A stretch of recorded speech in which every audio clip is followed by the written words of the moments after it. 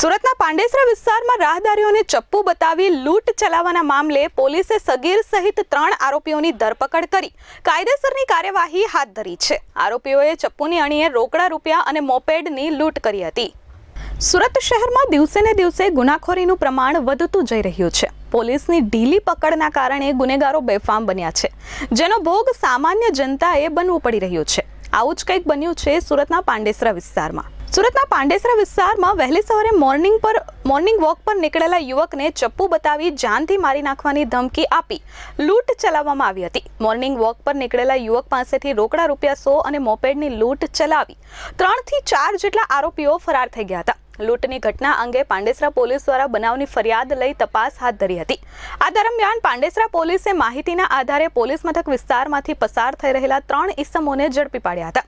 ત્રણેય શખ્સો પાસેથી મોપેડ અંગેની પૂછપરછ કરતા મોપેડ લૂંટ કરી હોવાની કબૂલાત કરી હતી। પોલીસ પૂછપરછમાં આરોપીઓએ જણાવ્યું હતું કે પાંડેસરા વિસ્તારમાં વહેલી સવારે મોર્નિંગ વોક પર નીકળેલા એક યુવકને આંતરી તેની પાસે રહેલા રોકડા રૂપિયા 100 અને મોપેડની લૂંટ ચલાવી ફરાર થઈ ગયા હતા, જેથી પાંડેસરા પોલીસ મથકમાં નોંધાયેલા લૂંટના ગુનાનો ભેદ ઉકેલાઈ ગયો હતો। આ ઉપરાંત આરોપીઓની ઊંડાણપૂર્વક પૂછપરછમાં તેઓ પાસેથી અન્ય 2 મોપેડ પણ મળી આવ્યા હતા, જે મોપેડ પણ સુરતના પાંડેસરા વિસ્તારમાંથી ચોરી કર્યા હોવાની કબૂલાત કરતા પાંડેસરા પોલીસ ચોપડે નોંધાયેલા વાહન ચોરીના 2 ગુનાઓના ભેદ ઉકેલાઈ ગયા હતા। પાંડેસરા પોલીસે આરોપી રજનીશ ઉર્ફે લંબુ રાજભર અને વિઘ્નેશ ઉર્ફે આરબી ખટરા સહિત એક સગીર વયના આરોપીની ધરપકડ કરી હતી।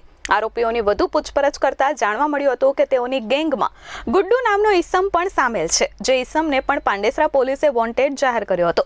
આરોપીઓ પાસેથી 3 જેટલી મોપેડ અને મોબાઈલ તેમજ રોકડ રકમ મળી કુલ 95,000 થી વધુની મત્તાનો મુદ્દામાલ જપ્ત કરવામાં આવ્યો છે।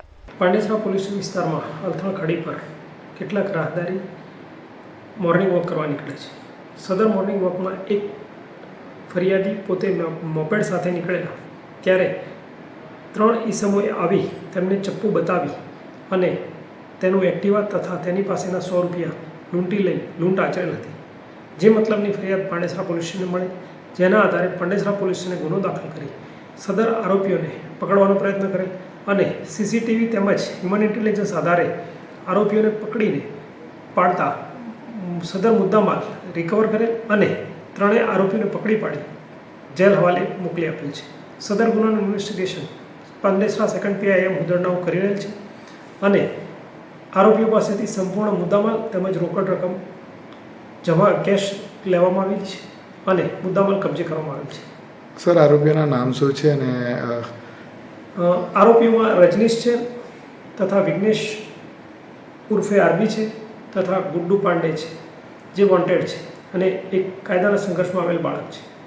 સર, આ રીતના લૂંટની ઘટનાને અંજામ આપવાનું કારણ શું રહેતું હતું? મોજ શોખ કે વ્યક્તિગત રીતે પ્રાથમિક જોતા મોજ શોખના માટે તેઓ લૂંટ કરતા હોવાનું જણાય આવે છે। પાંડેસરા પોલીસની પૂછપરછમાં જાણવા મળ્યું હતું કે આરોપીઓ બેકાર છે અને પોતાના મોજ શોખ પૂરા કરવા આ પ્રમાણે વહેલી સવારે મોર્નિંગ વોક પર નીકળતા એકલ દોકલ દેખાતા વ્યક્તિને આંતરી ચપ્પુની અણીએ તેઓ પાસેથી રોકડ રકમ, મોબાઈલ સહિત કિંમતી ચીજવસ્તુઓની લૂંટ ચલાવતા હતા। જ્યાં આરોપીઓએ અન્ય કોઈ ગુનાને અંજામ આપ્યો છે કે કેમ તેની વધુ તપાસ પાંડેસરા પોલીસે હાથ ધરી છે। Bureau report S24 news, Surat.